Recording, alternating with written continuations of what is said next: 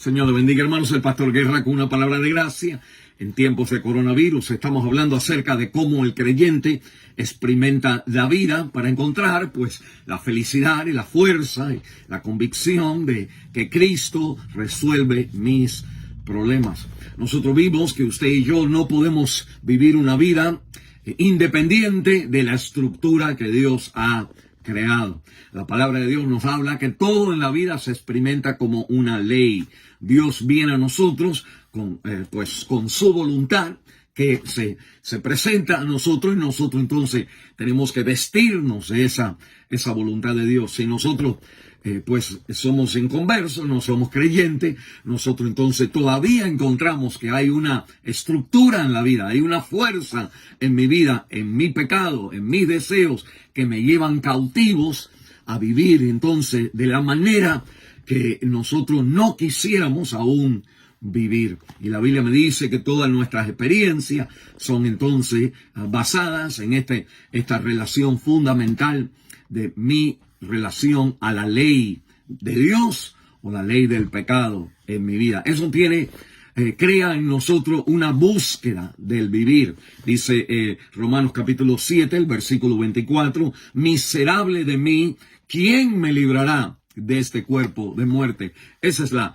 pregunta correcta que hace el apóstol, inspirado por el Espíritu de Dios. Pero esa pregunta viene porque él ha experimentado pues la lucha con lo que Dios nos dice y lo que yo quisiera hacer. A veces que no son iguales. Y lo que yo quisiera hacer y lo que eventualmente yo hago. Y la Biblia me dice que yo hago lo que no quiero hacer y lo que quiero hacer, eso es lo que no hago. Y hay entonces siempre una lucha en nosotros de que ni hacemos lo que dice la palabra de Dios, ni hacemos lo que nosotros quisiéramos de la manera que nosotros nos sintiéramos 100% satisfechos de cómo nosotros hacemos la cosa.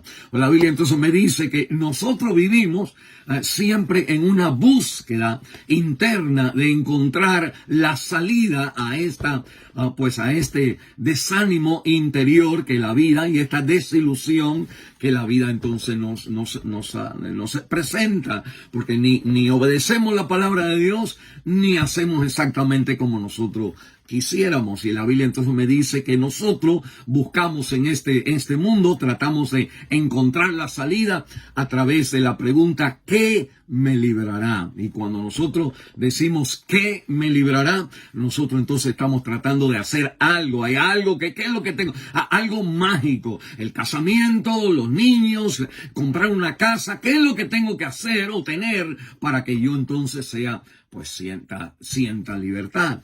Y la Biblia entonces me dice que no es qué, es quién. A veces nosotros decimos ¿cuándo me librará? Y nosotros pensamos cuando esté casado, cuando me vaya para aquel país, cuando gane dinero, cuando esté en esa posición, cuando Él me quiera, y como nosotros entonces respondemos a la búsqueda de tratar de salir de esa desilusión en nosotros, buscando por el qué, o buscando por el cuándo, o buscando por el cómo.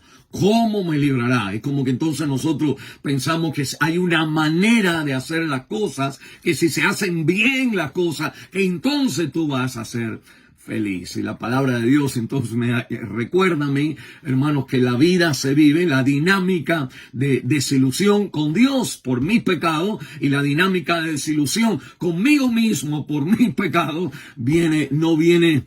esa dinámica no se arregla a través de un cómo, a través de un cuándo, ni a través de un qué, sino se arregla a través de un quién. Y el quién no es entonces cuando yo tenga a ese hombre, cuando tenga a esa mujer, no es entonces una relación con alguien, sino que es una relación con algo específico, alguien específico, que es entonces el Señor Jesucristo. Dice Pablo en el versículo 24, miserable de mí, ¿quién me librará de este cuerpo de muerte? Versículo 25, gracias doy a Dios por Jesucristo, Señor nuestro. Y él entonces ha encontrado, el apóstol Pablo ha encontrado que no es el esmero en hacer las cosas bien, el cómo hacerlo, no es el qué hacer, no es el cuándo hacer o cuándo llegará, no es el quién de otras personas, sino es el quién de Dios, que provee al Señor Jesucristo para librarnos